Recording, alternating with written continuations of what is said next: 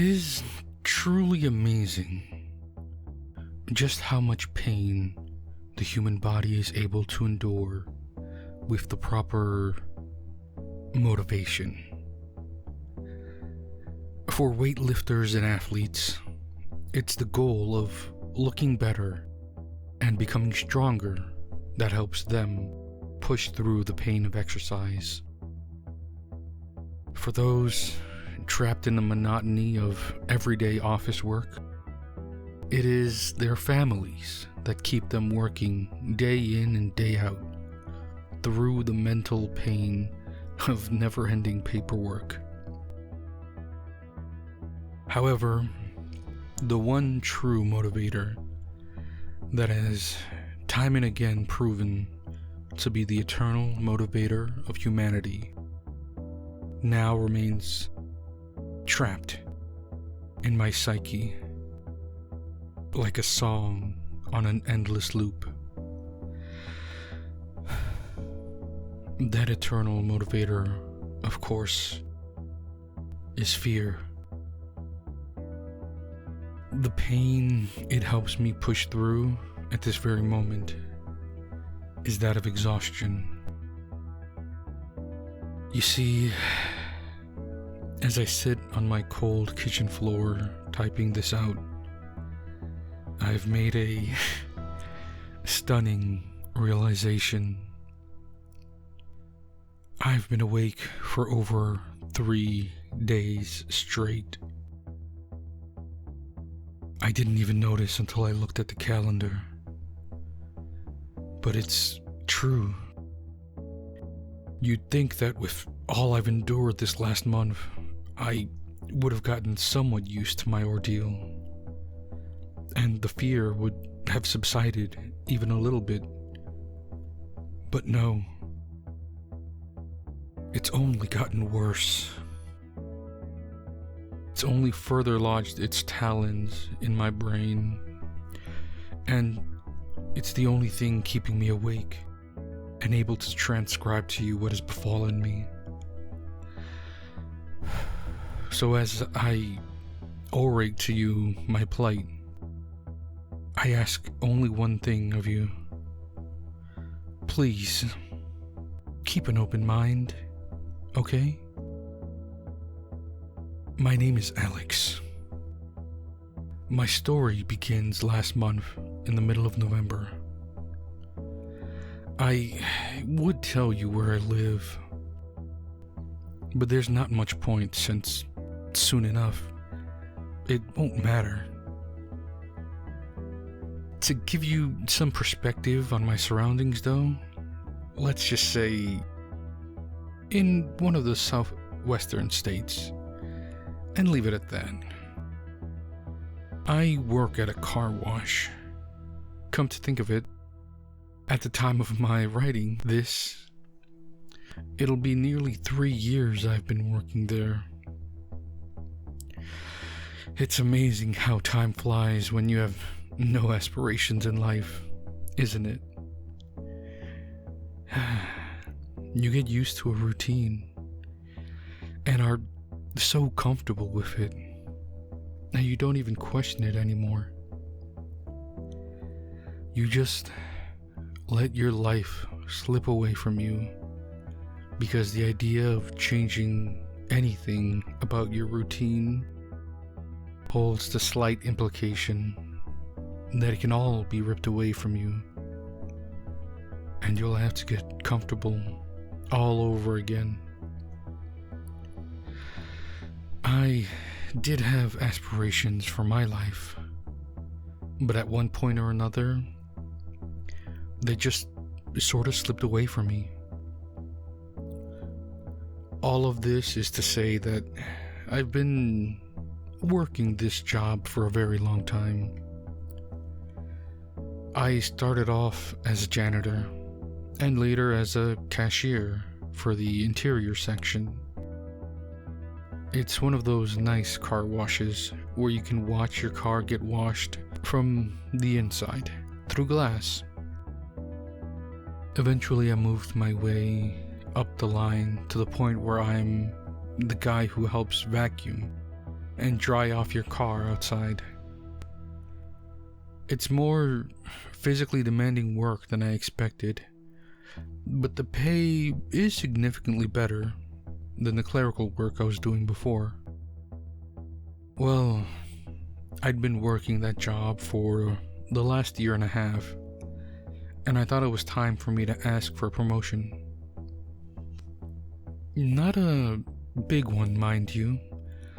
I wasn't expecting to be made manager or anything, but I don't think it was out of the question to be given a job with a little more responsibility, right?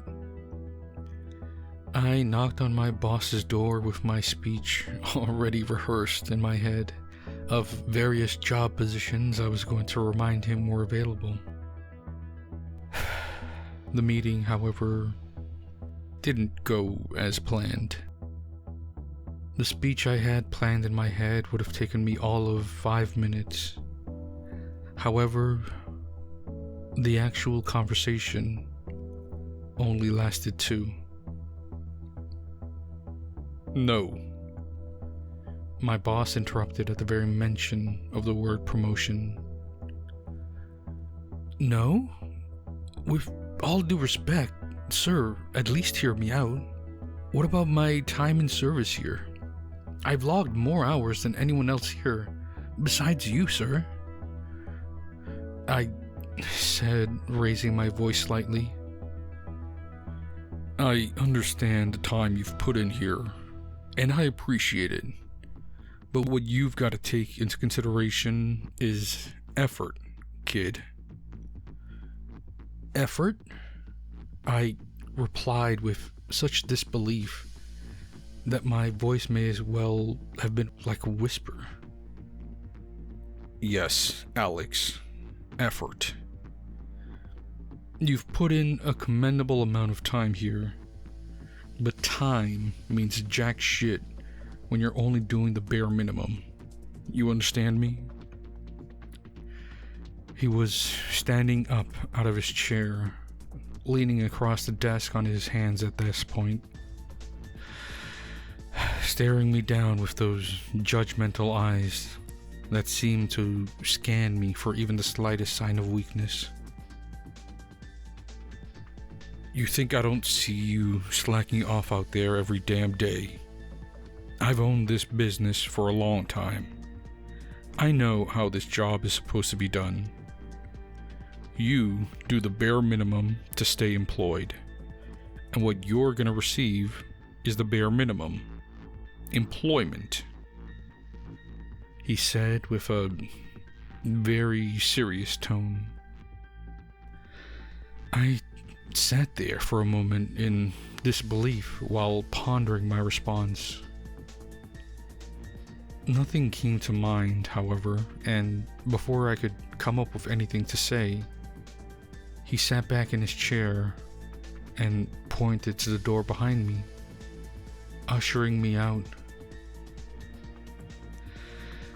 To say I was furious would be a colossal understatement. What little of the rest of my workday I remember was spent in a rage-filled haze that seemed to occupy every corner of my mind, like a fog. Effort? I kept saying to myself over and over again. I mean, sure, I might go on my phone every now and then during the shifts, but who doesn't? Sure, I may take an extra 5 minutes on my lunch break from time to time, but that doesn't make me a slacker. I'm a hard worker, damn it. I know I am.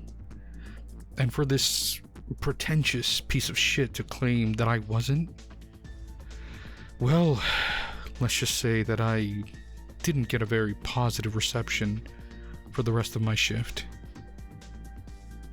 I don't think I said hello, let alone cracked a smile at a customer for the rest of the day. As my time at work ended and I drove home, I could sense that I was still seething. My grip on the wheel seemed to tighten exponentially, and I had acquired a sort of tunnel vision while driving, similar to when you zone out and stare into nothingness. Noticing that this was probably unsafe and that I was close to my local park, I decided to stop by and go for a walk to clear my head. I always liked the park. There's not much that I can confidently claim to enjoy with my life, but fishing has been and always will be one of my favorite pastimes. The lake at the park is the only notable body of water near my town, so needless to say, I've spent a lot of my free time going there. After a few minutes of walking the path, I decided to sit on a bench overlooking the water.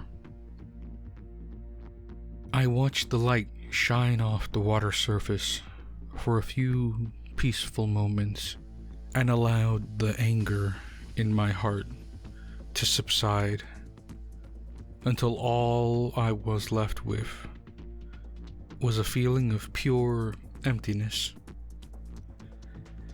A feeling which was quickly refilled again with a newfound sense of depression at my situation, as the newfound grip of sadness took hold of me. I leaned forward and allowed my head to fall comfortably in between my hands, staring down at the ground ahead, when I noticed something peculiar. There was an anthill in front of my bench across the walking path. Not an uncommon thing, I know. It's a park. Fair to assume there are going to be ants, right? Well, I'd never seen an anthill that looked like this before. Anthill isn't even the proper term to describe it, as there was no hill. Just a imperfectly cylindrical hole about 2 inches in diameter in the ground that appeared to devour all of the surrounding light, making it impossible to see down into it. Coming out of the hole was what appeared to be ants. However, much like their place of residence, they too looked like no other ant species I can ever recall. In the same vanity as their hill, they too were as dark could be. On top of that, the insects were huge. They were at least the size of the tip of a pinky, with very defined mandible teeth that jutted out from their heads quite far. I stared at them for a good 10 seconds, soaking in every detail about the colony I had stumbled across, when suddenly the rage I had suppressed earlier came back. Only now, it was accompanied by the dose of sadness which had originally filled its place.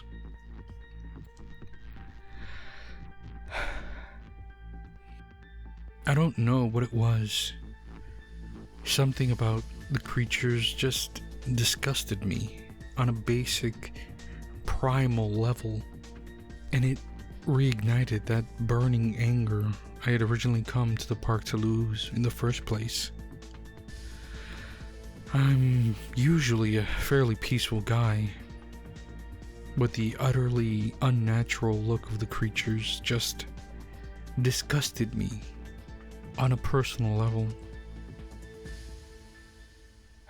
Becoming annoyed by the fact that these insects had disgusted me so much, and reignited my anger. I stood up, kicked dirt over the hole, stamped on the anthill a few times, and set off back to my car without a second thought. As I said, I'm usually a fairly peaceful guy. However, I'd be lying if I said it didn't feel good to let out some of my pent-up aggression from that day. The rest of my day went off without a hitch. I went back home, watched some TV, and made dinner just like any other night. Everything appeared to be normal, with one exception. As I attempted to toss and turn my way to sleep that night, I could not shake the feeling that I was being watched. Now let me clarify. I'm not just talking about that feeling you get that makes people sleep with their backs to the walls, or the urge to keep the back of one's neck covered up by their blankets when falling asleep. It was very deliberately, specifically, the feeling of eyes being fixated upon me. A feeling made more uncomfortable by the fact that, from what I could see, there was nobody in the room with me. Exhaustion is a powerful weapon, however, and despite this feeling and how uncomfortable it made me, I was able to eventually get some sleep for the night. The next morning, however, is when things officially started to get weird. You see, I live on the first floor of my apartment complex. The different rooms are laid out in a way so that there are 4 separate apartments for each section. 2 rooms on the first floor and 2 on the second, with a staircase splitting down the middle, and a little stretch of dirt and grass lining the walls of each of the first floor apartments. I never paid much mind to the stretch of dirt that lay outside my room. I've never been particularly into gardening, so I had no incentive to plant anything there, or to attempt to upkeep what remained of the patch of grass that clung desperately to the edge of the concrete walkway. The reason that was the first day I ever showed interest in my little patch of dirt was due to one simple detail that stuck out like an uneven shelf of books. There was a pitch black hole with the diameter of a golf ball, perfectly centered on the patch of dirt right outside my front door. As I locked my door and turned my head to begin walking down the strip of concrete that led to my car, I found my head immediately frozen in place upon noticing it. As I stood there, analyzing it, I felt a cold chill run down from the base of my neck, up to the top of my head, and down to my fingertips. I can't describe what it was about the hole that creeped me out. The fact that it was blacker than any shade I had ever seen was a good enough reason. But there were others. The seemingly perfectly cylindrical shape of it gave it an unnatural appearance that made it feel like it didn't belong there, more so than it already didn't. However, The reason that I felt most unnerved at that moment was due to the simple fact that I had seen this hole before. The day just before that morning, to be specific. This was the same type of hole I had seen yesterday in the park. What the fuck? I thought to myself as I knelt down to get a closer look at the hole. From what I could see, there were no ants, or at least none visible at the moment. Never letting my eyes leave the hole, I reached my hand across the patch of dirt to grab a small twig that just so happened to be there, and began to slowly lower it into the hole.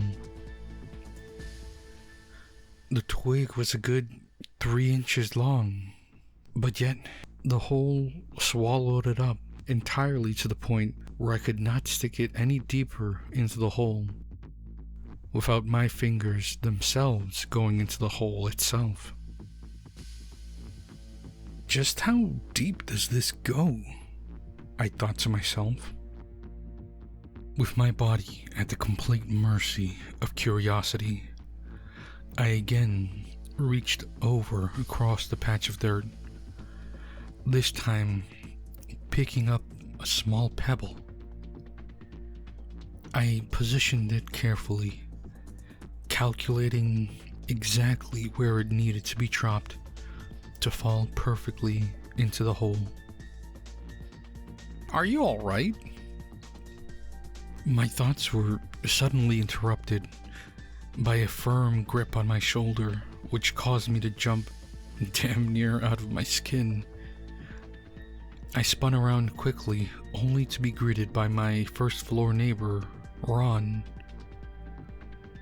A very tall, bald man, somewhere in his mid-40s, who, I'm fairly certain, did nothing with his free time besides chew ground beef and lift weights. Not the kind of person you'd necessarily be comfortable with grabbing you out of the blue.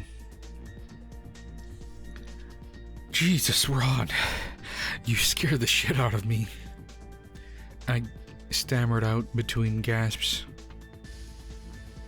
"Sorry about that, neighbor," he said in his gravelly southern voice that was so cartoonishly cowboy-esque you'd swear he just got done marathoning a collection of Yosemite Sam cartoons.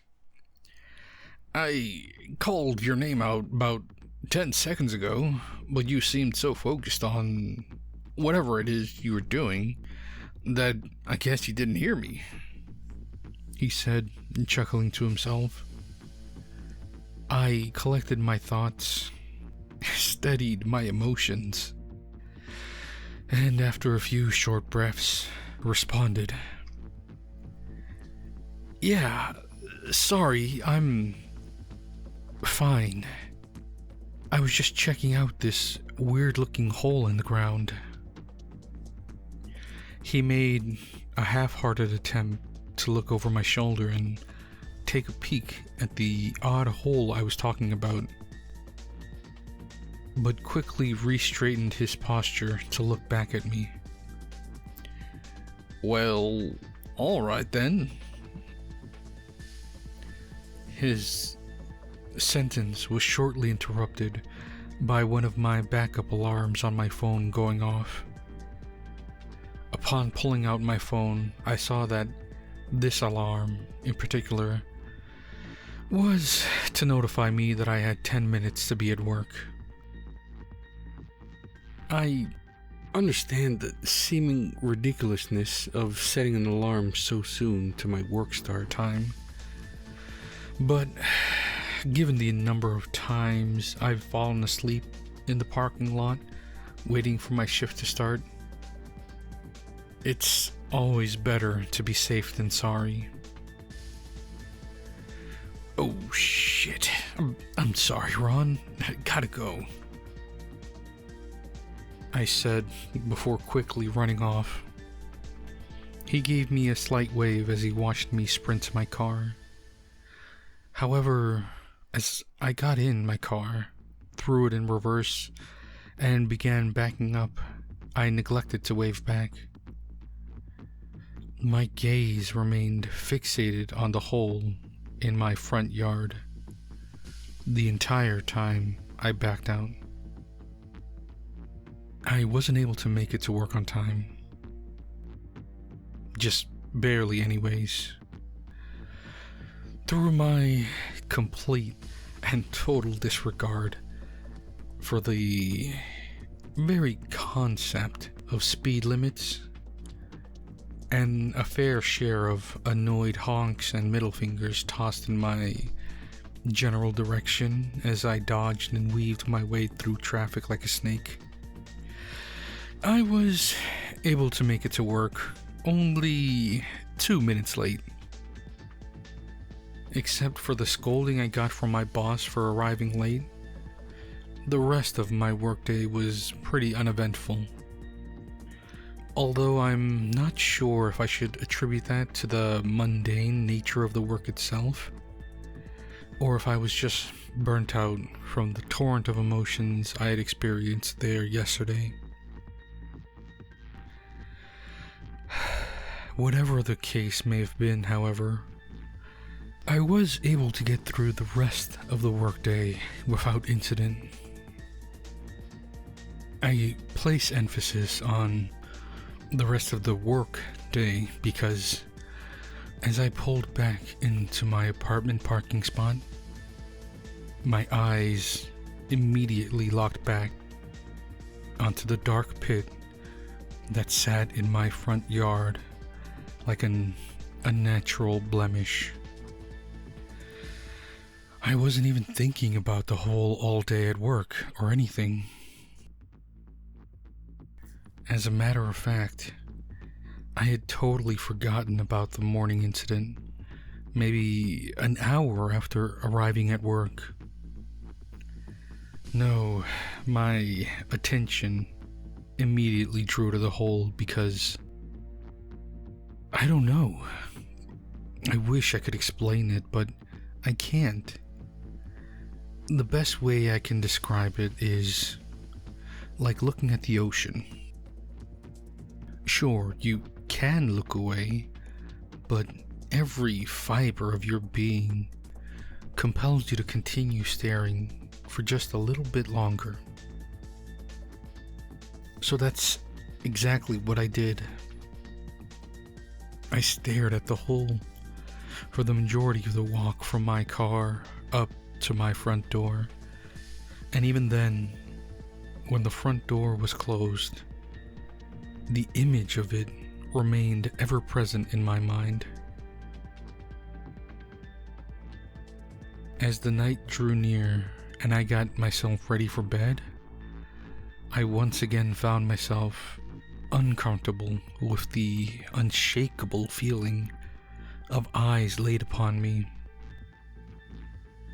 As I brushed my teeth and took my gaze away from the mirror to rinse out my mouth, I got particularly large goosebumps as the feeling grew, seemingly exponentially.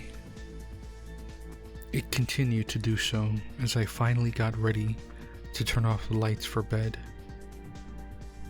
However, I was stopped dead in my tracks when I noticed 2 black ants staring at me from outside my window. I know, it sounds ridiculous, but that's the only way I can describe their behavior. Insects congregating around a window is nothing out of the ordinary. But these were no ordinary bugs. They were undeniably the same ants I had seen that fateful day in the park. Or, at the very least, they were the same species. As I approached the window and leaned over to get a better look at them, their posture did not waver. They stood steadfast like statues, staring right back at me. Much like the day I first encountered the creatures, the mere sight of them filled my stomach with a sense of disgust I didn't know the human body was capable of conjuring. It was a deep, primal disgust that seemingly begged my arms to move on their own, to shut the blinds on them, to get them out of my sight. I was more than happy to oblige. The feeling of disgust passed. However, as I laid my head down for bed, the feeling of eyes on my back did not. It remained that way through the rest of the night.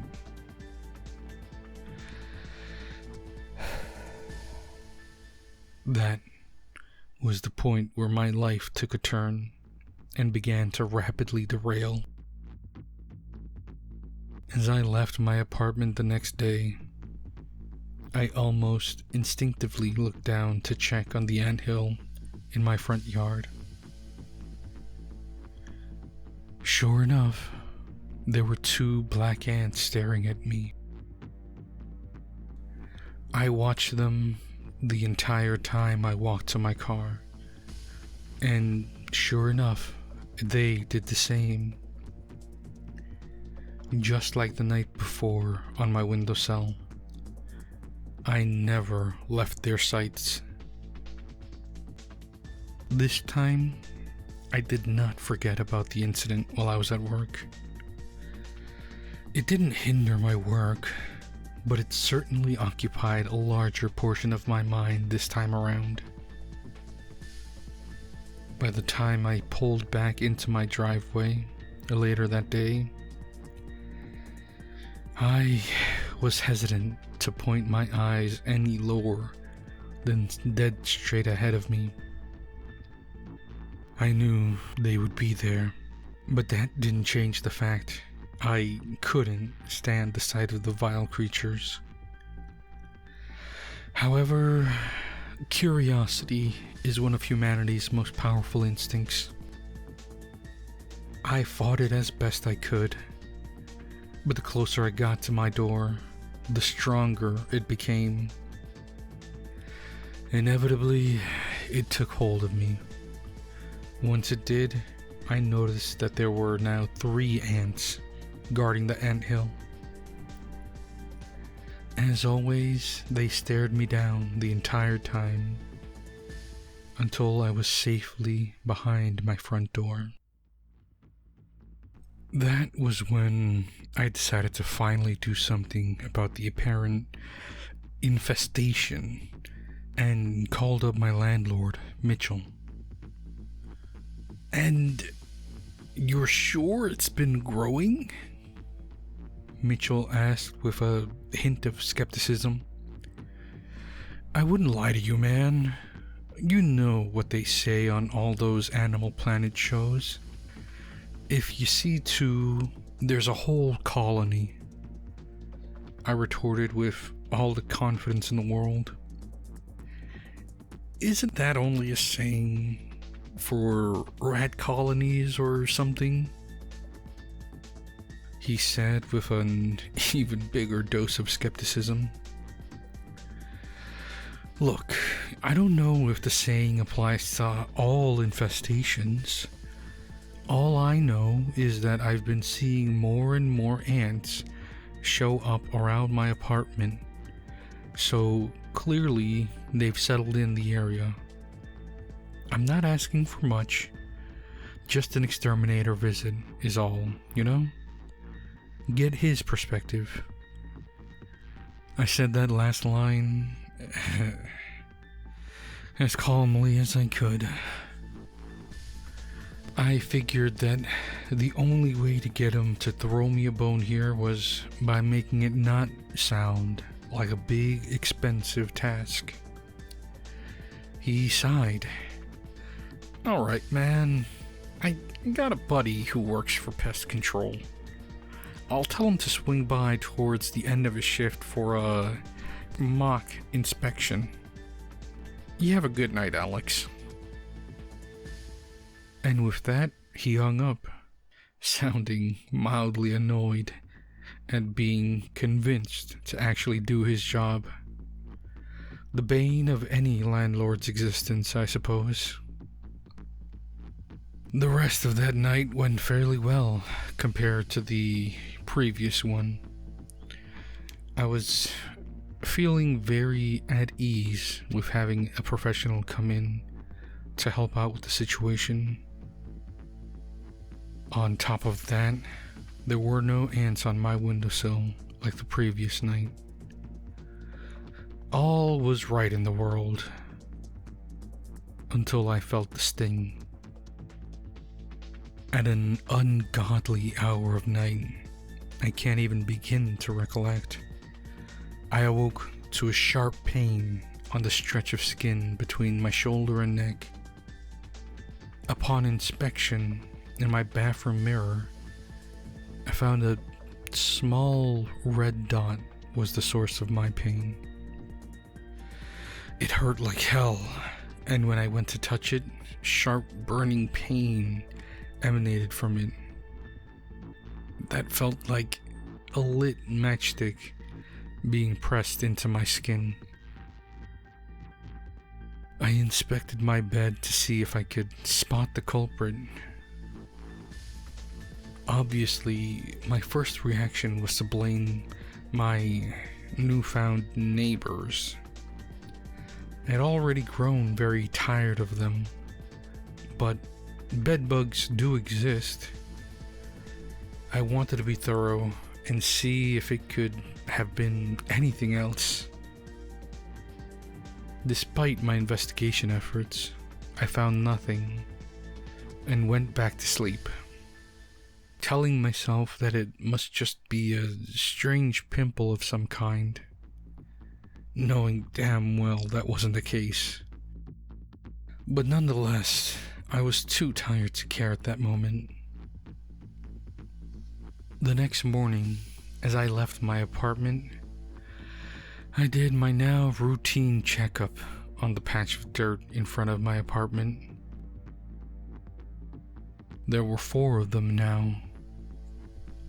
Sure enough, like the night I first encountered them on my windowsill, they watched my every move without so much as taking a step from their apparent guard-like positions.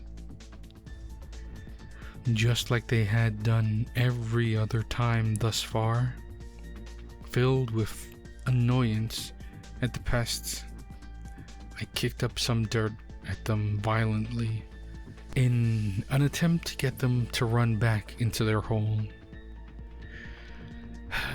An attempt that was without reward. They didn't move an inch. They stood their ground and watched me intensely from my front door all the way to my car. And even though I could not see them while driving out of my parking lot, I still felt their gaze on the back of my neck. When I arrived back home later that day, I was relieved to see the exterminator was already hard at work, crouched down alongside my windowsill, spraying some form of poison along the edges and underside of my wall. "Hey man, thanks for helping me out," I said as I walked slightly to the side of him, whilst twirling my keys. He pulled out his earbuds and looked over at me. "I'm sorry, did you say something?" he uttered. I sighed, rolled my eyes internally, and began again. "This is my place. I struggled to think of the word to describe the procedure the man was in the middle of doing. "Pest controlling?" I said, shrugging my shoulders. "Oh, you must be Alex," he chuckled to himself. "Yes, sir. I was notified of a possible ant infestation, so I'm just laying some pesticides around all possible entry points into your home. All natural neem oil pesticides. So they are not toxic to you and any possible pets you may have." I nodded along, pretending to have a clue what he was talking about. "That's awesome, man. Just make sure you get the anthill in the front yard too." He leaned his head over past my shoulder to scout the rest of the front yard. "Don't you worry, sir. I'll be sure to hit up any possible entry points as well as possible nest spots as I go along," he said with a smile. After about 15 minutes, he knocked on my door, informed me that he was done, and to keep an eye out for any more ants, and left. I breathed a sigh of relief and quickly had my nerves out to rest. Finally, some peace of mind. I was able to enjoy the remainder of my night, relaxing with some video games and staying up late due to my day off the following day. All was right in the world until I laid my head on my pillow and I felt the familiar gaze of eyes on the back of my head. The following morning was as mundane could be. After sleeping in for what felt like the first time in weeks, I woke up, went about my morning routine, and sat on my couch watching some TV while thinking about what to do with my day. Eventually settling on going out to see a movie that I wasn't exactly dying to watch. I just couldn't think of anything better to do. A plan that was quickly cut short by the discovery of a new anthill on my front lawn. About a foot away from the original and closer to my apartment lay an almost identical looking copy of the strange anthill that had lived rent-free on my lawn for far too long. I was stopped dead in my tracks upon my discovery of it, and was immediately met with a wave of annoyance at its existence. Fucking Christ, Mitchell. Some exterminator friend you've got, I thought to myself. With a deep sigh, I resigned myself to a day of exterminating rather than relaxation, and set off for my local hardware store to buy some bug killer. I wasn't exactly sure what to look for to help deal with my particular infestation.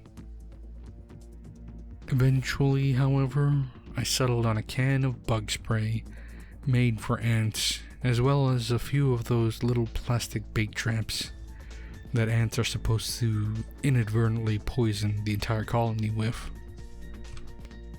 Again, I was not an exterminator by any means, so I had no idea how to go about using the equipment I just acquired.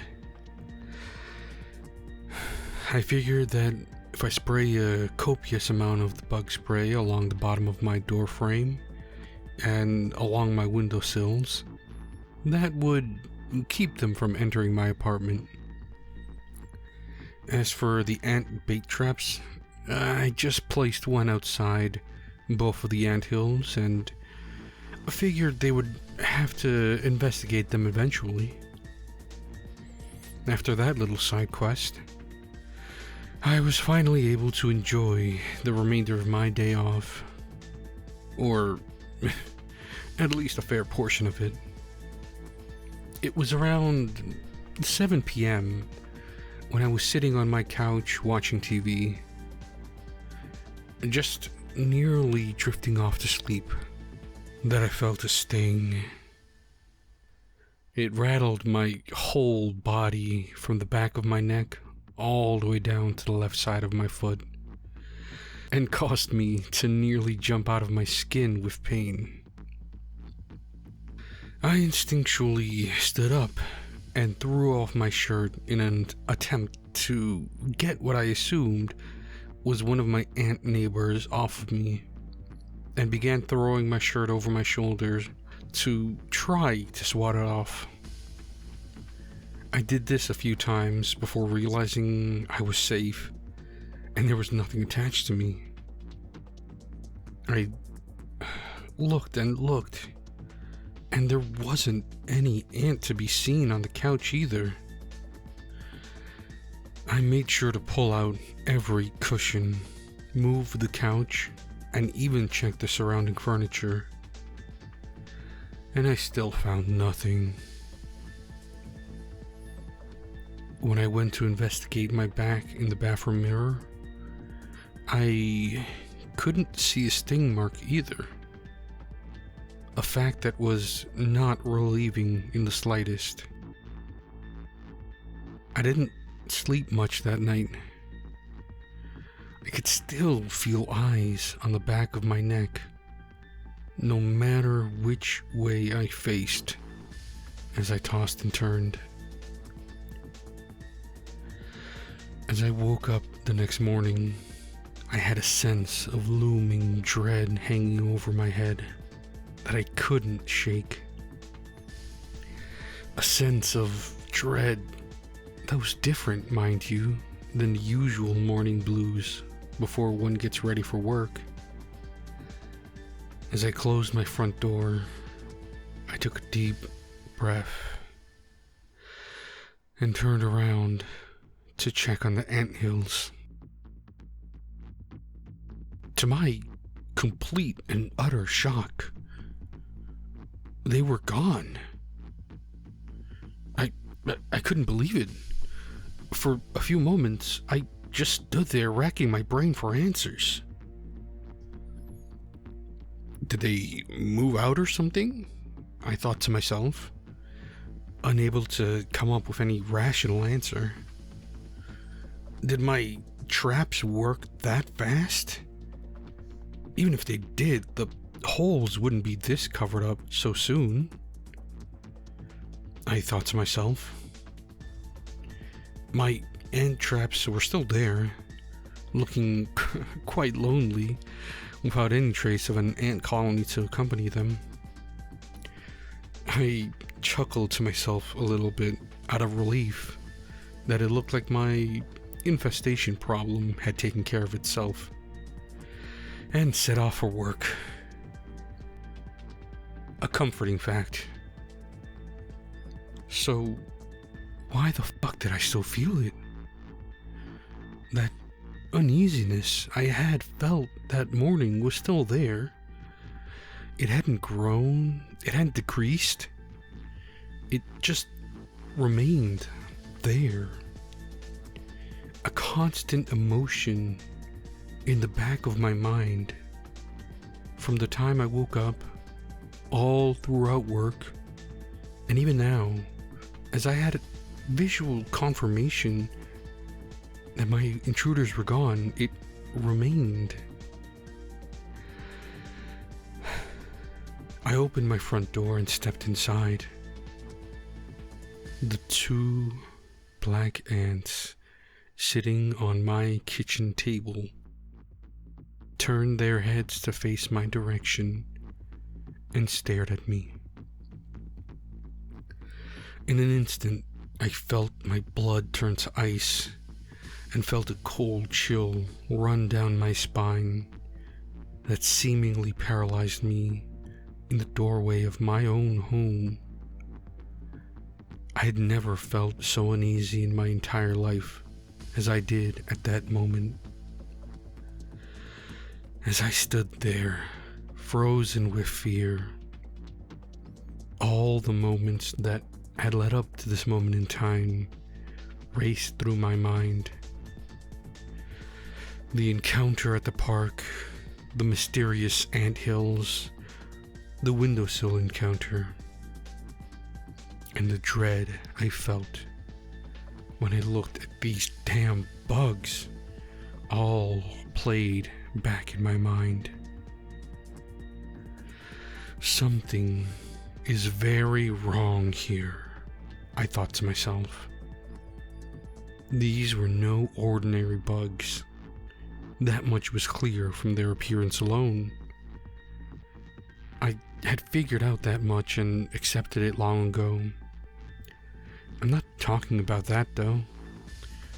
On an almost instinctual, primal level that I couldn't comprehend at that moment in time. Something was simply very wrong. When I eventually regained my wits, I began to walk past the table into my fridge to retrieve a paper towel. The entire time, their heads followed my every move, and I, in return, did not dare to let the cursed insects out of my sight.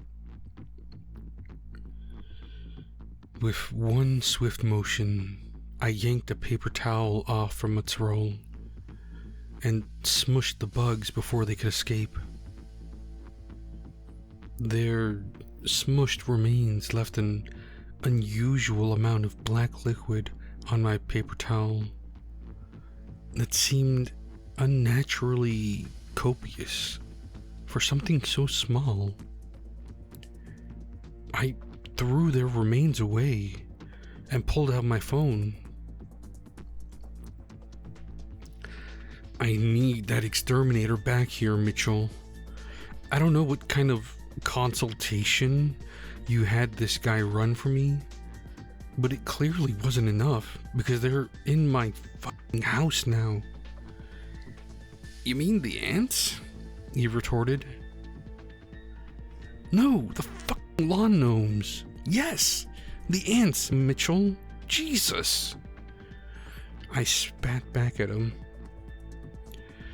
He took a long, deep sigh.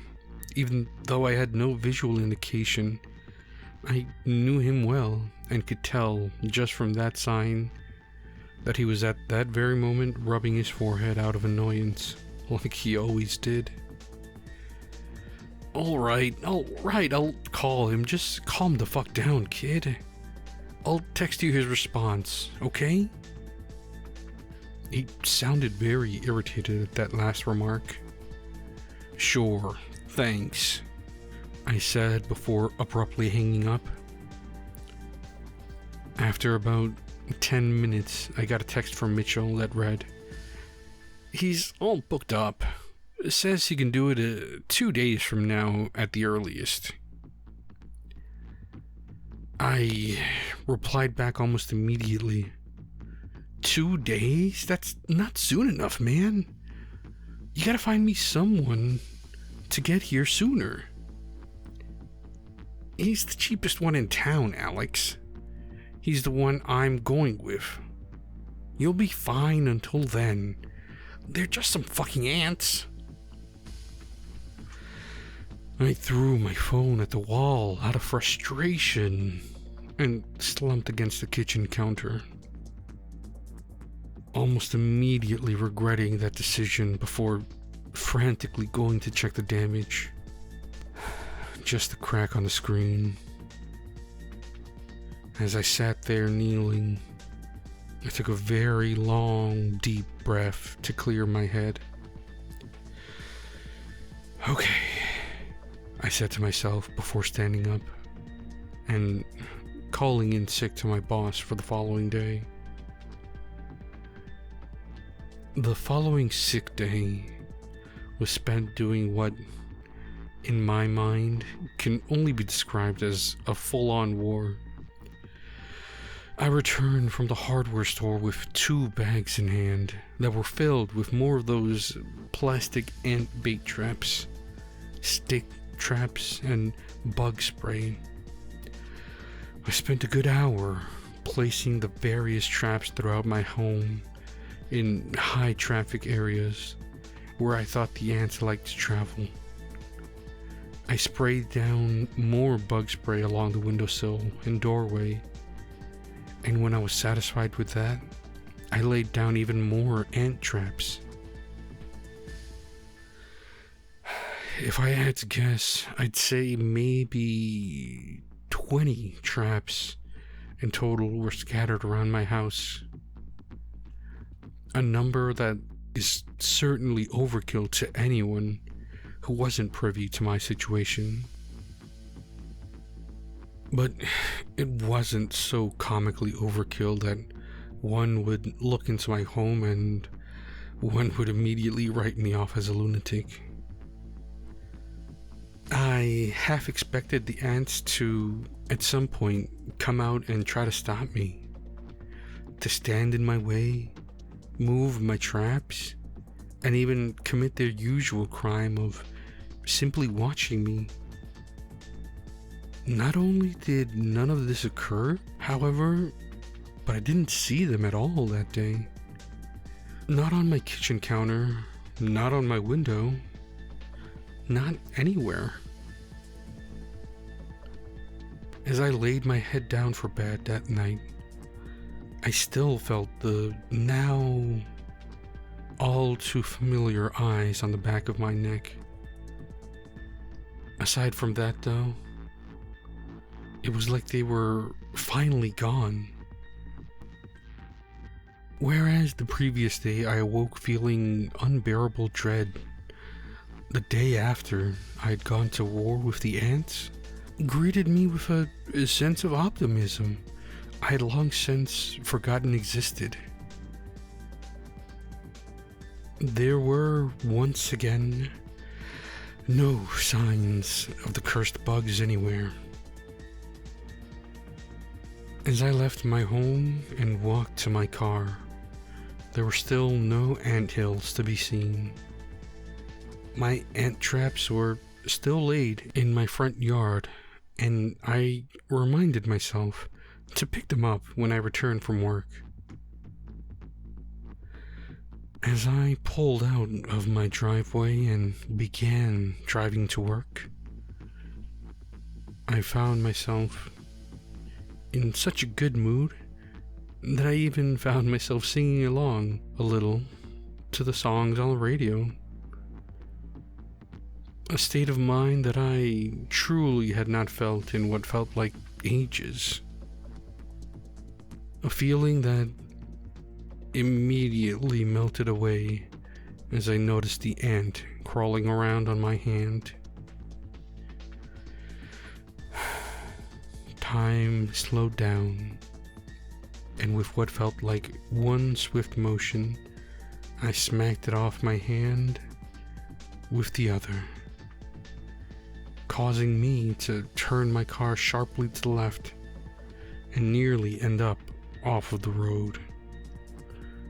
I waited there for the annoyed honks to pass me by until it was safe to pull over, and once I was able to, I jumped out of my car and began to furiously pat down my body in search of any more ants. I found none, however, except for the now dead one that lay on the dashboard of my car. After removing its corpse from my car, I spent a good 10 minutes checking every nook and cranny of my car to see if I could find any more of them. When, and only when, I was certain that there was absolutely no chance of the insects hiding anywhere in my vehicle, I finally set off to work in complete silence. I honestly don't remember if anybody talked to me at work that day. Whether it be because I was so trapped in my own head I didn't notice anyone's attempts, or because I must have looked like a nervous wreck and simply nobody wanted to. Either way, fear was my only companion that working day. The feeling that used to only accompany me as I laid my head down to sleep at night now made itself present at work. The entire day, I kept randomly slapping my extremities at even the faintest itching sensation. I'm sure I looked like a madman, but I couldn't help it. I was paranoid that they had followed me to work, and at certain points, I even mistook the pain of a random muscle cramp for one of their stings. It was a very long day at work, to say the absolute least. When I pulled back into my apartment driveway, the feeling of being watched grew so intense that it nearly made my eyes water up from the cold chill that ran down my spine. It took me a few seconds to muster up the courage to step out of my car and began walking to my front door. As soon as I did, I checked my front lawn. Still, no anthills. This was not a comforting discovery. I had no more optimism about the situation and knew that this did not mean they were gone. It simply meant they had moved in. The exterminator comes tomorrow, I told myself in an attempt to remain calm, an attempt that had not a hint of sincerity behind it. Pain was all that I felt as I ripped out of my sleep at an hour of night I couldn't even begin to remember. Though it was pitch black in my room and I had no visual confirmation, I knew what the culprit was immediately. The stinging sensation was the same I had felt on the back of my neck many days ago. What was different about this time, however, was the area of effect. It felt like the pain was everywhere on my body, all at once. As quickly as I woke up, and as quickly as I recognized the source of the pain, I leaped out of bed and yanked on my desk lamp cord. My desk lamp fell to the ground, and its light shone straight up at my ceiling, illuminating the room with many mysterious shadows that seemed to surround me on all sides. It was enough light to see my current situation, however.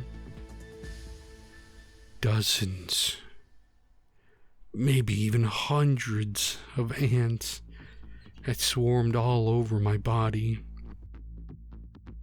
I immediately began to swat, slap, spin, and do everything in my power to shake loose the insects. All the while, they continued to sting me over and over again. They felt like hot staples being driven into my skin, and they were happening multiple times a second. The pain was so excruciating, I felt like I was going to pass out or throw up at any second. As I spun in circles, shaking the ants loose from me, I noticed that there were 2 ants sitting on my nightstand. Just like the day at the park, my house, and my kitchen, they watched me. Despite my frantic and fast movements in all directions, they stood steadfast like statues, watching me writhe around in agony the entire time. I eventually had gotten enough of them off of me to the point where I could grab a can of ant spray I had kept in a corner of the room. Almost instantly, I felt the stinging stop. The pain didn't, but I could feel no new stinging occurring. As I looked down, I noticed the ants fleeing from me. The ants on the nightstand were no longer there, and the ones who were just attacking me a moment ago were now scurrying across the floor, away from me as fast as they could. They weren't fast enough. They were resilient, though. On average, I'd say each ant took about a 3-second spray to fully stop moving. I honestly think I used up half the damn bottle that night. It's not like I was in any state of mind to have used the thing sparingly. I simply held down the spray button, and I didn't let go until I saw no more signs of life in my room. When it was all finally over, I counted 85 stings all over my body. They covered my chest, arms, legs, back and neck. It took a little while, but after I was done cleaning the ant corpses from my room, I decided to take a hot bath to try and soothe my writhing body, and promptly passed out in my bathtub from the pain. I awoke to the sound of a knock on my front door, followed by a familiar "Hello?" It took a few moments for me to comprehend my situation. I had a splitting headache like I'd never felt before. The pain from my stings might not have been as severe as they were last night, but it was still present. On top of all this, I had fallen asleep in my bathtub, and had slept at such an agonizingly weird angle that my legs had fallen completely asleep. On top of all of this, I now had a severe neck cramp. I swear, it took all the willpower in my body just to recognize that the person knocking at my door was the exterminator. And with all the energy I could muster, I shouted as loud as I could, "I'll be right there!" Luckily, my bathtub is a piece of shit. Over the course of last night, my water had slowly drained off by itself, so I was in a completely sopping wet, pruny mess. It still took me a few minutes to eventually open the door for the exterminator, though as I had to get dressed, down 3 aspirin, and splash some cold water on my face. "Are you okay there?" he said as I opened the door. I imagine that my delayed response, toppled with the ghastly appearance I must have exhibited, aroused a fair amount of concern. "Hey man, I'm sorry for taking so long. I had a rough night and slept in," I said while reeling from the sunlight that was now piercing my eyes. and seemingly stabbing me in the brain in a way that caused me to wince in pain. "Oh, I'm so sorry to hear that, sir," he said, sounding genuinely concerned. "What happened, if you don't mind me asking?" I told him the story as I walked him to my room, neglecting to tell him the part about the ants standing on my nightstand, watching the entire event occur. "Oh my word, that sounds awful." "Well, don't you worry, sir. I'll make sure we take care of this problem today," he said, patting my shoulder in an attempt to comfort me. As he began to inspect my room, he noted the number of ant traps I had strewn about my house. With a slightly concerned tone, he told me, "If you've really taken all these actions that you say you have, then my only conclusion is they must have a nest somewhere in the walls or maybe even under the floorboards." We talked for a little bit about options and where to proceed, eventually deciding to drill into my walls at key locations to lay down bait traps and spray pesticides. Once he was done, he bid me farewell and left. I followed shortly after and headed to work. As I arrived back at my house later that day, I instinctively checked the stretch of dirt outside my front door. When I did so, I found 2 new anthills. Fear, annoyance, and any other emotions I'd felt towards my intruders up until that point all faded away and were replaced with pure, unadulterated rage. "God damn it!" I shouted before kicking up dirt all over the hills. "God fucking damn it!" I shouted a little louder as I began to viciously stomp on the 2 anthills over and over again, to the point where I swear if there were some sort of cave underneath the hills, I would have broken through the earth itself and fallen in. After about 7 good stomps, I found myself a little out of breath, and while standing over the hills, turned to face the road. A woman who was walking her dog stood there with a look of confusion mixed with a hint of fear. I raised my hand to attempt to explain myself, but before I could do so, she fled down the sidewalk, leaving me alone with my unwanted guests.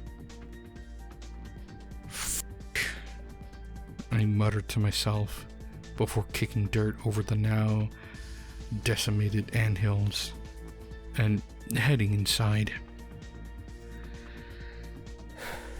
I couldn't get to sleep that night. I remember specifically the feeling of being watched was more intense that night than it had ever been up until that point. It mattered not if I faced a wall, away from it, or straight up. I couldn't evade it. With a deep sigh and a rub of my eyes, I resigned myself to go watch some TV for a few hours, in hope of passing out somewhere down the road. I sat on the edge of my bed and turned on my nightstand lamp. As the light illuminated my room, and I could now see my surroundings, I spotted them. Just like the night before, there were once again 2 sentinel ants watching me from my nightstand. Remembering the horror of the night before, I immediately patted down my body, expecting to be covered with the ants once again.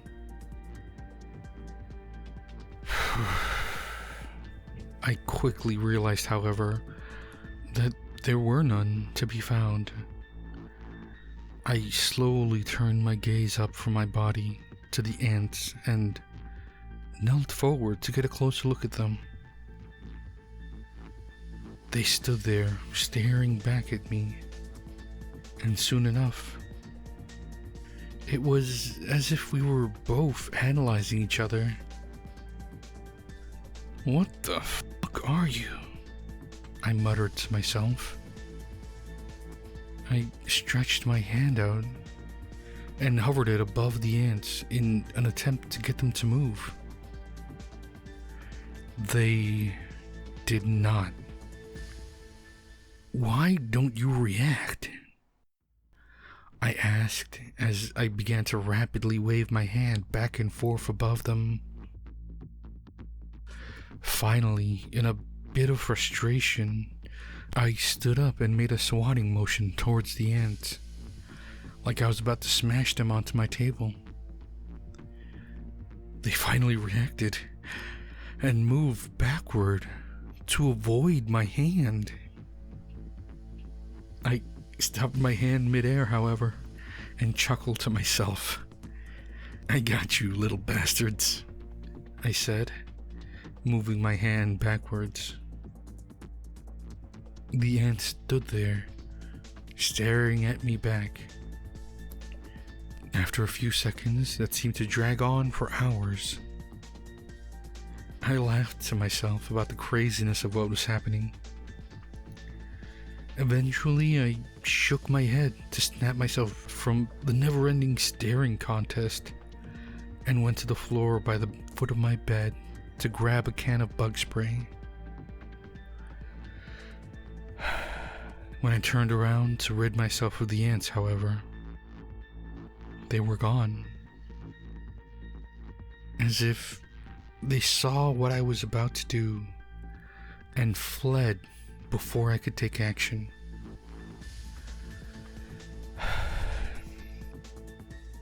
I spent the remainder of that night watching god-awful late-night television, eventually passing out somewhere around 3 a.m. The sound of my backup alarm finally woke me up. I immediately recognized it as the alarm I used for when I would sleep in the parking lot of the car wash. "Oh shit," I muttered to myself before rolling off my couch and making a mad dash for my keys and shoes. I had 10 minutes to be at a place that was nearly a 25-minute drive away. As I started speeding my way to work, in a vain attempt to somehow make it there in time, I began to rehearse my "I'm sorry" speech to my boss. I say began because I was quickly interrupted by the sensation of a sting on the back of my neck. Then another, then another, then another. Just like 2 nights ago, I began to feel stinging all over my body. I jerked and twisted my body in response to the newfound pain, but it did little to ease my situation. I started to see them crawling all over my hands and arms. How they had gotten into my car was a question I couldn't begin to think about at that moment in time. I looked into my rear view mirror and could see them all over my neck and shoulders. They were swarming me and stinging me all over my body. Once the realization of what was going on settled into my mind, and the pain began to permeate every square inch of me, I started wildly swatting all over my body in a vain attempt to free myself from the ants, causing my car to begin swerving erratically all over the road. A particularly large sting nipped me in the patch of skin between my left shoulder and neck.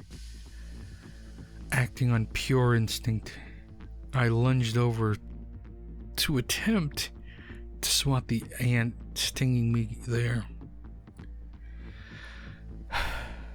When I did so, the motion of my arm caused my elbow to lean across the steering wheel and send my already speeding car straight into one of the old oak trees that lined the road. I awoke in the hospital a few hours later with a cast on my right forearm and a headache that made the one from the day before seem like a fleeting memory. The doctors told me that I had a concussion, a fractured rib, and had broken my wrist in 3 spots upon impact with the tree. When they asked me what happened, I opened my mouth to tell them, but quickly closed it as I realized that the pain from the stings were completely gone. I pulled up the medical robe I was in and looked down at my chest. There was nothing. No sting marks or any other indication that the ants had ever attacked me in the car. How long was I out? I asked the doctor. You've been knocked out for about... He stopped to pull up his watch. 8 hours now. Did the stings fade away that fast? I thought to myself. They were gone in the morning yesterday too. I thought to myself for a moment about what to say. I fell asleep at the wheel, I said, trying to sound as honest as I could. There was no proof that I was attacked by vile creatures. They had made sure of it. I couldn't tell them I was swarmed by and attacked by ants when there was no proof of the event ever occurring. They think I was high or something. That's what we thought, he said as he began to write onto a clipboard. Your blood work came back clear of alcohol, so we figured it had to be something else. Well, son, you're gonna be getting all the sleep you could ever dream for. When you never showed up for work, your boss called your phone, and we answered it for you. We told him what happened, and he told us to tell you that you're going to be getting 2 weeks of paid leave when you recover a little. He said he'll have you doing light duty when you get back. Something about a cash register, I think. I chuckled to myself and nodded. After a day of evaluation, I was allowed to return home. I had to call a taxi, however. My car was rendered undrivable by the accident.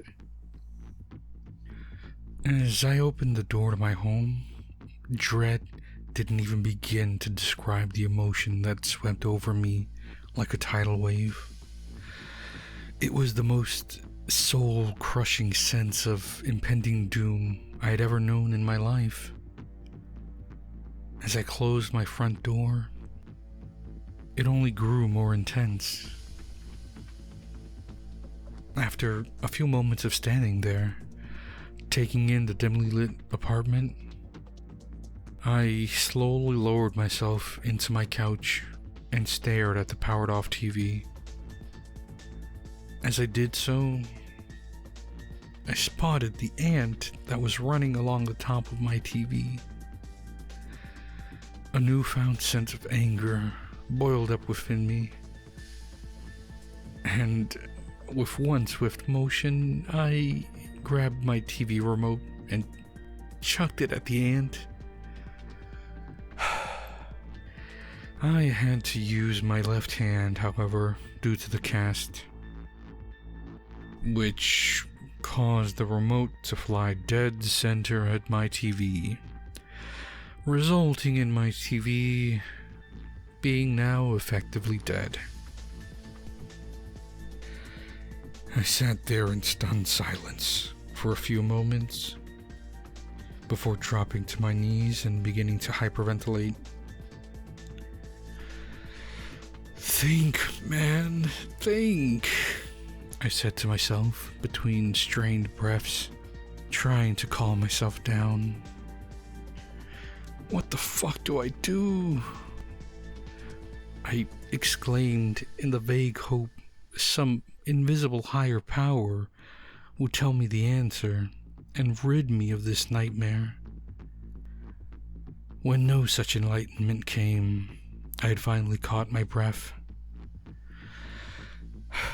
I sat back against the bottom of the couch and called the exterminator once more. "So, what are my options now?" I asked, informing him that the ant problem had still not gone away. "Well, if the infestation truly has lingered on this long, my suggestion would be attempting fumigation of your apartment," he said. "Fumigation?" I asked. "Yes, sir.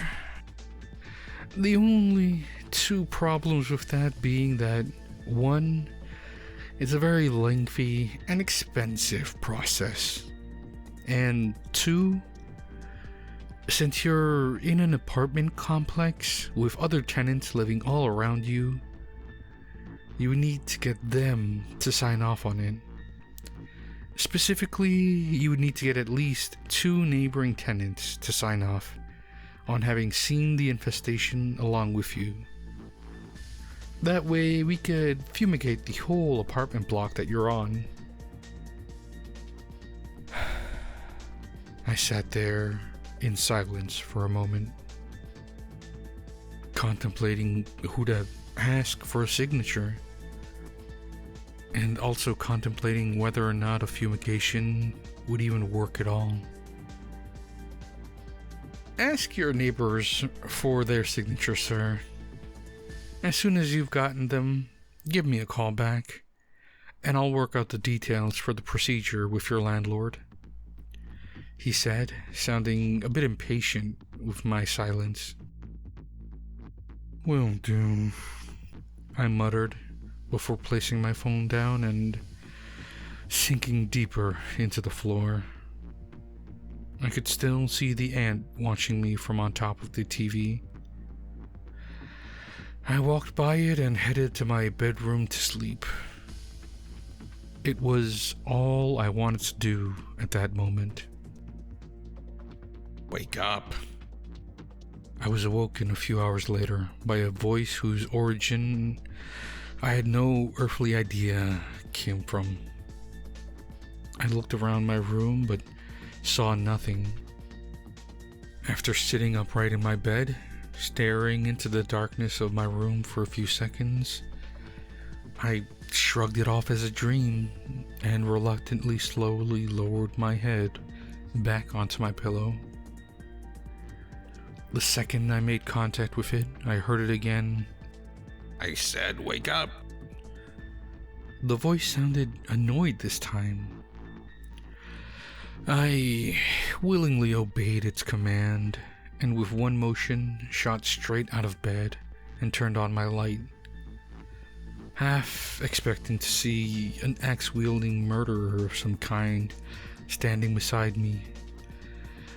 I was taken aback to discover not an indication of life inside of my room. After sitting in the light for a few tense moments, I began to feel my eyes water up as a cold chill ran down my spine. The feeling of eyes on the back of my neck was so strong. I swear it was as if someone had placed a blanket over it. I wanted nothing more in that moment than to cower back into my bed and hide under the covers. But I knew what I had heard. Someone was in my house, and I had to protect myself. I slowly opened my dresser drawer and took out my only means of protecting myself at that given moment. A small Leatherman multi-tool. Retracting the pitifully small knife attachment from it, and began to sweep my house. I took it one room at a time. Bedroom, clear. Hallway, clear. Bathroom, clear. One at a time, I made sure every square inch of my house was without any intruder. Eventually, I checked everywhere. Every room of my home lay baked in lights. Yet I found no one. This did nothing to calm my fears. As I stood in the center of my hallway, I turned my head to the side, knife hand outstretched as I began to listen for any movement of the intruder. Alex, the voice whispered. I spun around so fast I didn't have time to bend my arm inward, and when I swung, I ended up leaving a cut mark on the left side of my hallway wall. There was no one there. I quickly spun back around the other way and began to slowly back myself out of the hallway and into the living room to make a break for the front door. When I reached the end of the hallway, I thought I stopped dead in my tracks. The feeling of eyes was so strong at this point that I no longer felt it on my neck. It was everywhere. My entire body shuddered with fear, as everywhere, all at once on my body, I felt like I was being watched. I couldn't breathe. I just stood there, frozen. Had the chill running down my spine not paralyzed me with fear? I might have been able to taste the salt from the tears that were now running down both of my eyes. It was, however, not a factor at all at that moment. The only thing in my mind was a primal instinct to sprint for the door and leave. Yet I just stood there. you took our home, Alex. It's only fair that we get to take yours, the voice said. I didn't know what to do. I wanted to make a run for it, but the voice sounded so close to me that for all I knew, the intruder was right behind me, blocking off the door. Where the fuck is he? I thought to myself. Where are you? I began to ask the question out loud, as intimidatingly as I could muster at that moment,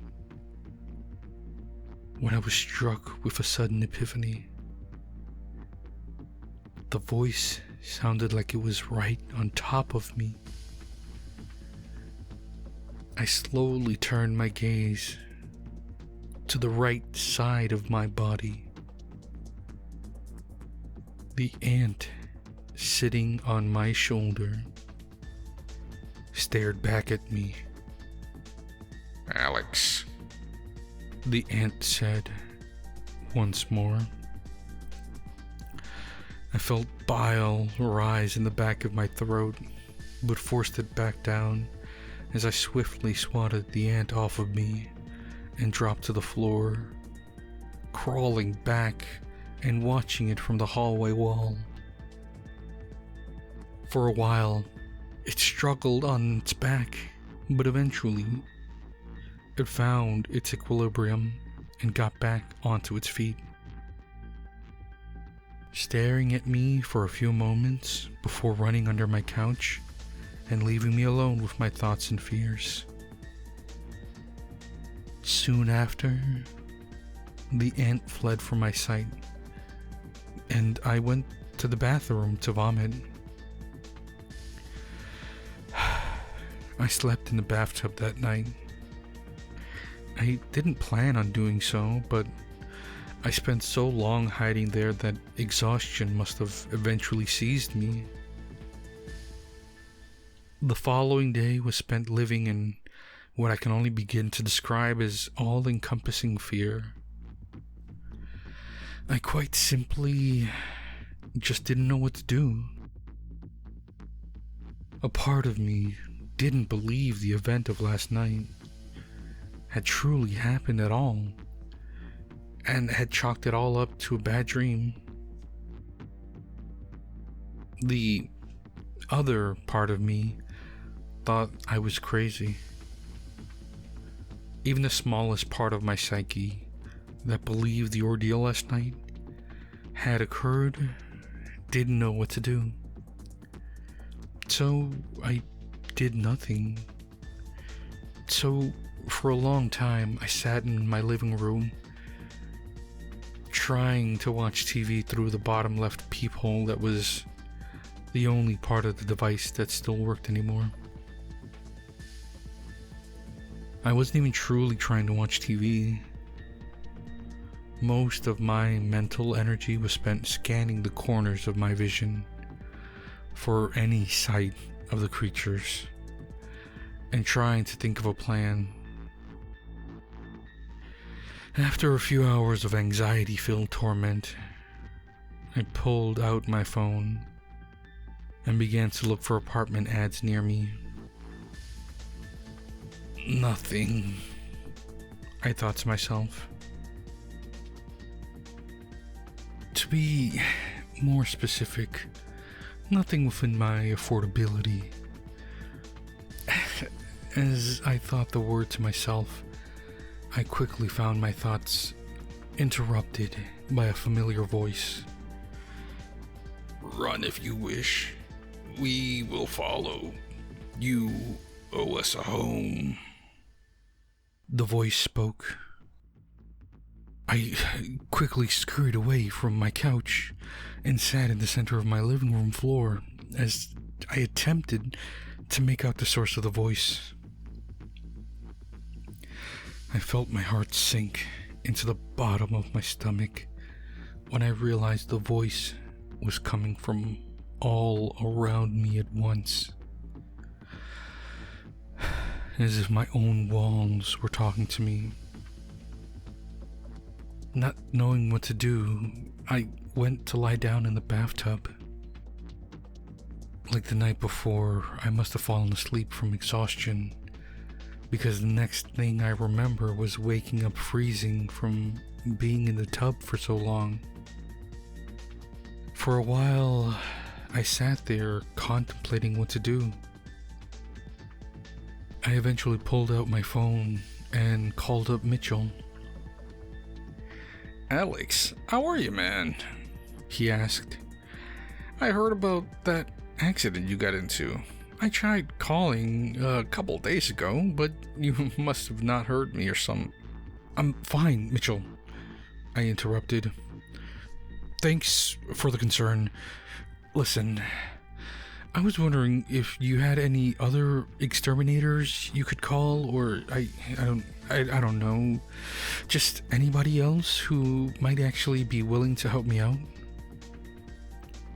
He said nothing at first. Exterminator? You mean for that ant problem you said you were having? After a few seconds of annoyed silence on my half, I spoke up. Yeah, that ant problem. Listen, the guy you've been having see me hasn't really helped the problem at all. He says he could fumigate the apartment block, but I'd have to get people to fumigate? He interrupted, sounding very surprised. Whoa, slow down there, bud. Nobody's fumigating anything.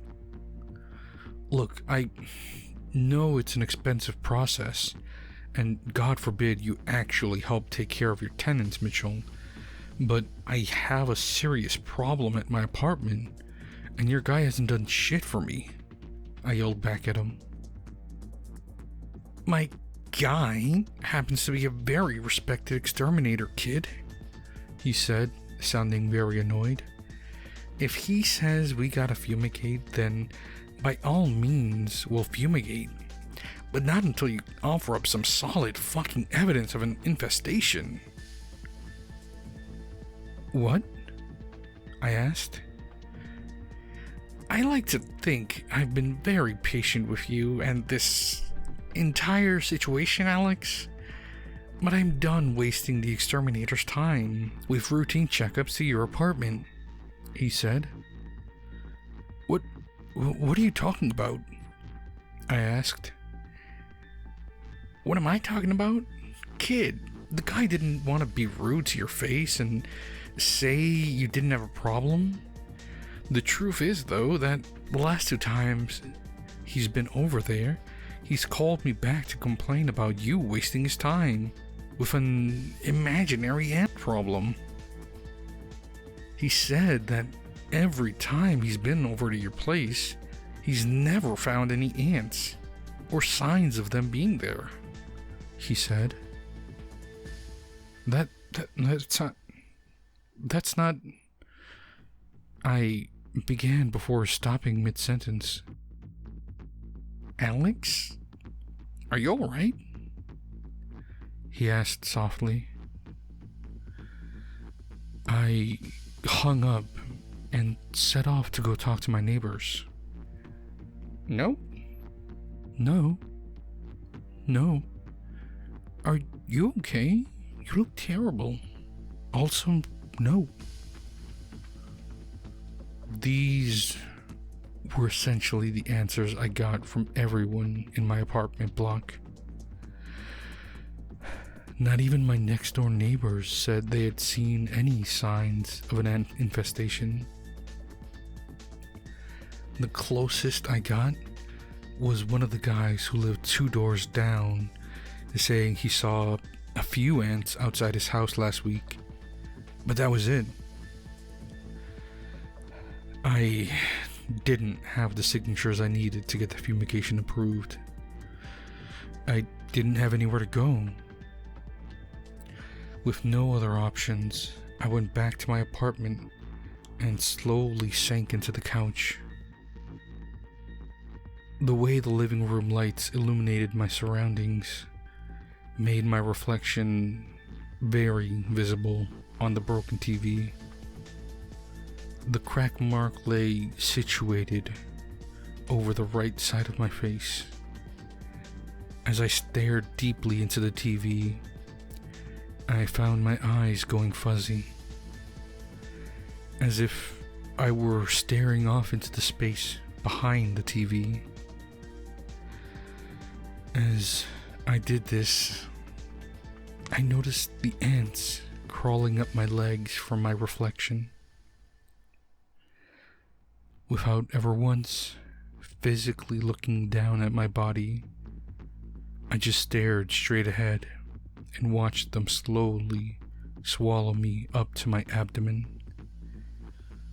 It was as if I was disassociating from the world. The ants crawled even higher, never once stinging me, just slowly enveloping my body. They eventually stopped once they reached my shoulders. Without actually looking down, it was impossible to tell, but there had to be at least 1,000 of them on me. We are your problem, not theirs. The ants all seemed to speak in unison. My fugue-like state was quickly broken, and reality came crashing down onto me like an anvil from up high as I stood straight up and began to swat them all away. When they were all finally off me, I stood there and watched them scatter in all directions to safety. Once they were all gone, the voice spoke from all directions yet again. So be it. I clenched my one good hand into a fist and screamed out in a mixture of frustration, fear, and anger that all seemed to rise up at once. "Get out of my house!" I screamed before going to the kitchen to grab the hammer from under the sink. "Get the fuck out of here!" I yelled as I swung the hammer into the wall above my living room couch. "Where the fuck are you, little demons? Get out!" I screamed as I swung my hammer from wall to wall. Occasionally, I would see a few of the ants in the holes I created before they would quickly scurry deeper into the walls to evade me. I attempted to hit them as soon as I saw them, but they were fast, and more often than not, my hammer missed the same spot, and I would just end up leaving a fresh hole instead. How long this went on for, I honestly do not recall. I was locked in the jaws of anger and completely at its mercy. The only thing I wanted at that moment was the death of the ants who had tormented my life and invaded my sanctuary for far too long. I only stopped due to the pounding on my door.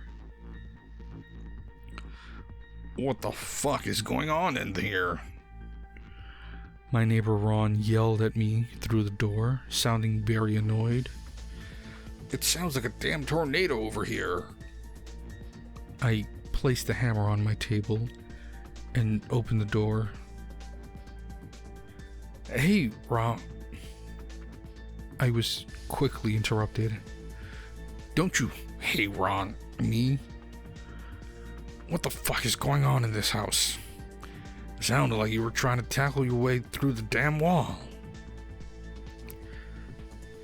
I'm sorry, I began. I was just trying to kill a few ants. He stared at me in disbelief for a few seconds before speaking. Ants? You could have told me you were fighting a tiger in here. I'd have believed you too. I know, I'm sorry, I said, choked up with embarrassment. Ron's sudden arrival had completely snapped me out of my rage-filled haze, and as I looked to my left to survey my handiwork, I was now appalled by the scene I'd created in my home. We stared at each other for a few more moments as I couldn't think of anything else to say other than feeble apologies.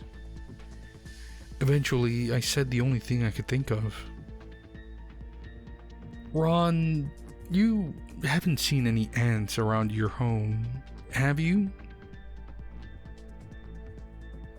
He looked over my shoulder, and judging from the widening of his eyes and the pale look on his face, it was safe to assume he could see what I'd done too.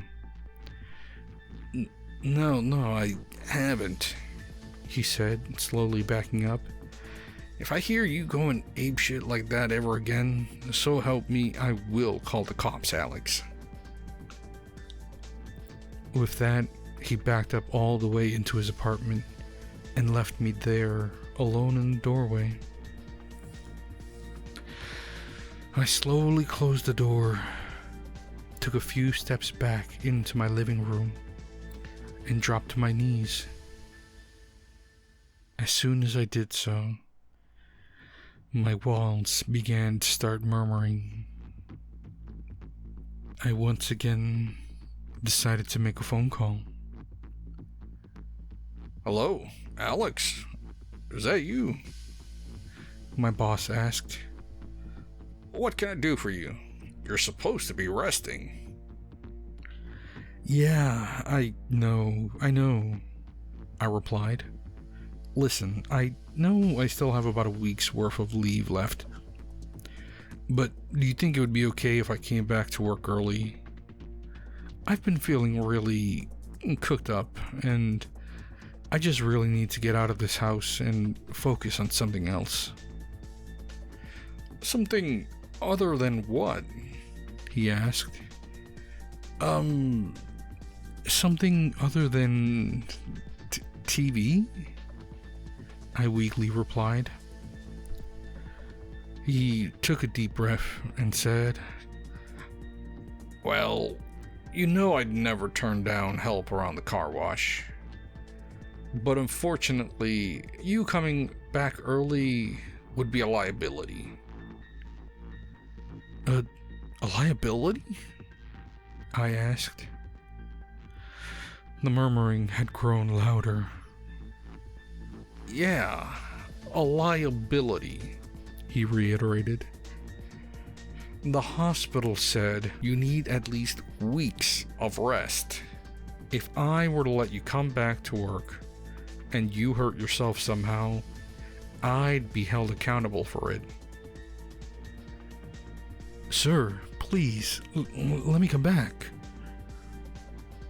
My eyes began to start watering. I promise you I'll be extra careful. I'll do cash register duty or whatever else you think is safest. Just please let me come back early. I begged him. He replied, I'm sorry, kid, but no can do. You enjoy your rest, and I'll see you next week. Wait, I said, before being cut off by the click of him hanging up. I chucked the phone across the room and watched it shatter as it hit the kitchen wall, and slowly crawled backwards to rest my head against the front door. From where I was sitting, I could see a dozen ants or so devouring a half-eaten bag of chips on my kitchen table. With no more options at my disposal, and a newfound sense of hopelessness, I ignored the ants and walked to my bedroom to go to sleep. What else was there to do? I didn't go to sleep that night. I just lay there, flat on my bed, staring straight up at my ceiling.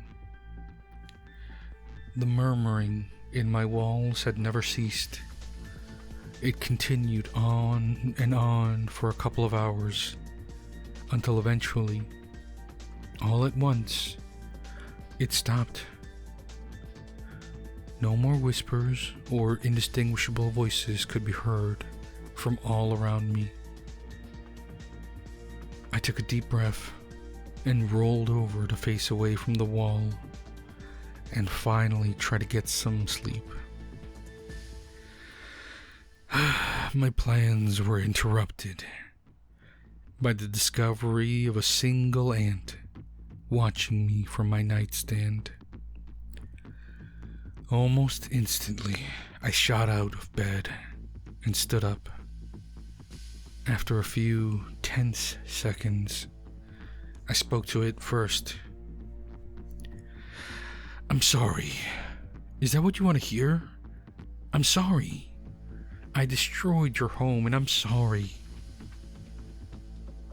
The ant said nothing. It just stared back at me. "Say something," I shouted at it impatiently. "What do you want from me?" After a few more seconds of silence, the ant finally spoke. "You owe us a home, Alex." As soon as the words were spoken, the murmuring began again, only not from any of my walls this time, but from one clearly identifiable origin point. The voices were coming from my bed. As I made this discovery, I slowly opened up my dresser drawer and pulled out my Leatherman pocket knife and one of my many cans of bug spray and slowly approached the side of the bed. The ant on my dresser moved closer to inspect what I was doing, but said nothing. With the bug spray being held out in my damaged arm, I aimed it at the bed and slowly began to cut a hole in the side of my mattress.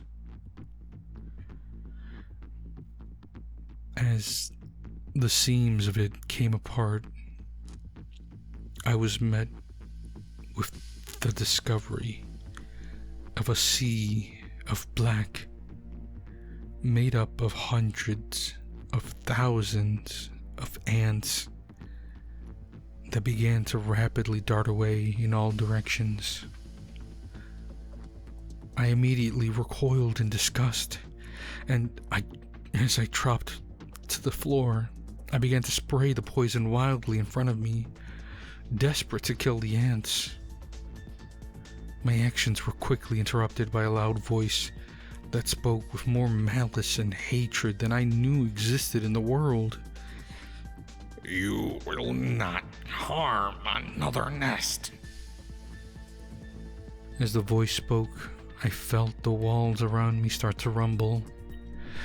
As they did so, the murmuring grew louder, and before I could even register what the voices ants were saying, a large black tentacle shot out of the hole I had cut into the side of the mattress.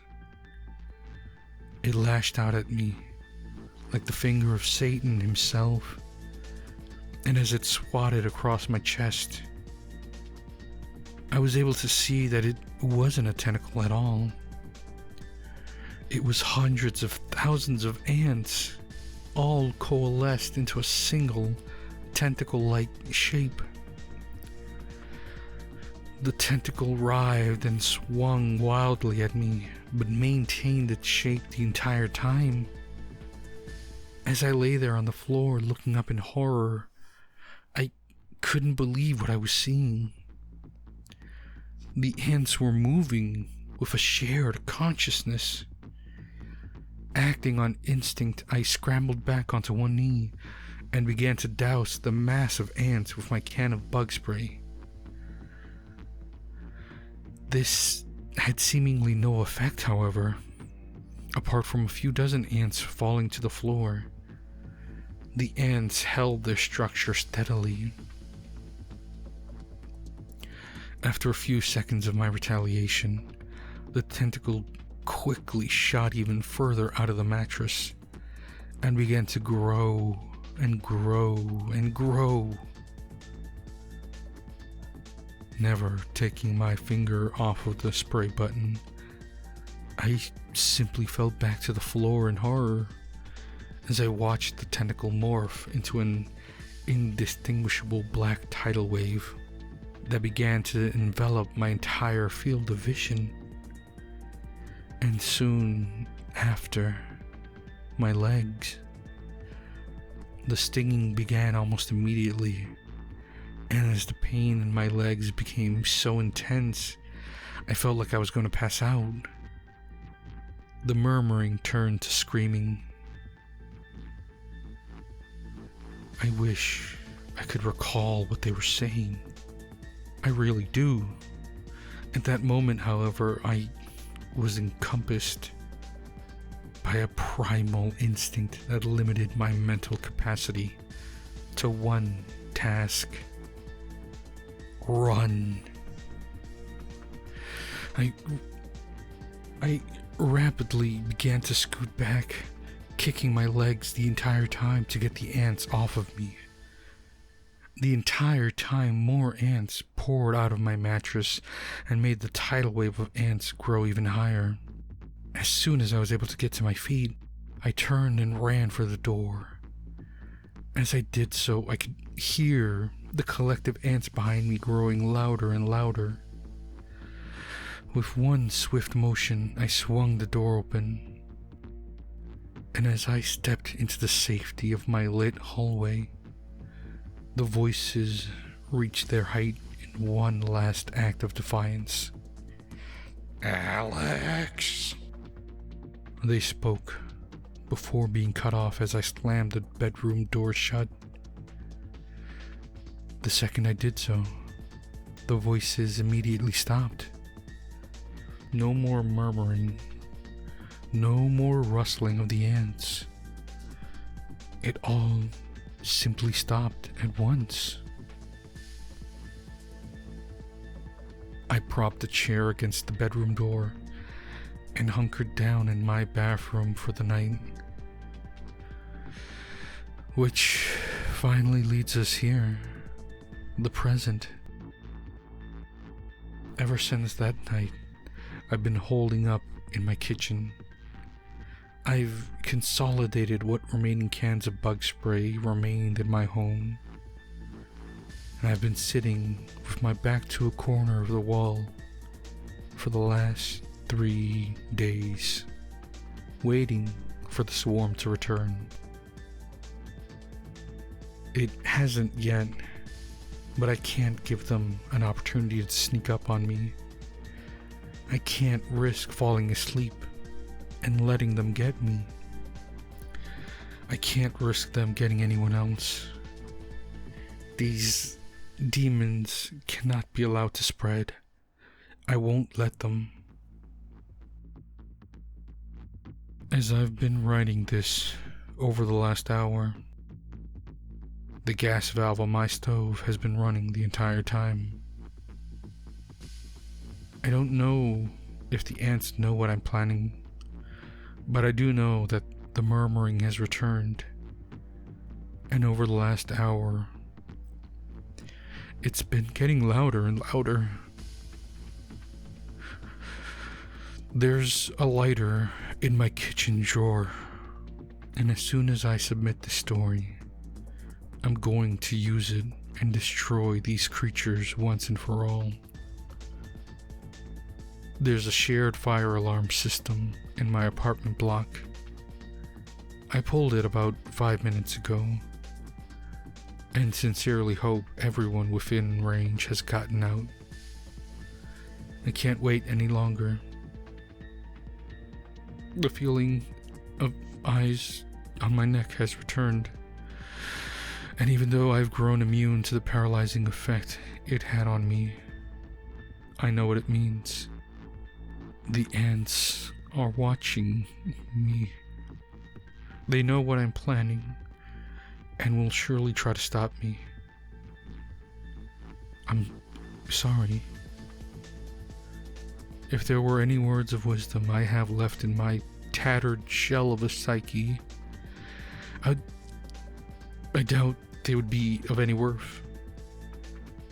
The only thing I can think of to impart onto you is this. We all like to think we are the masters of our domain, But the sobering reality is that we are masters of nothing.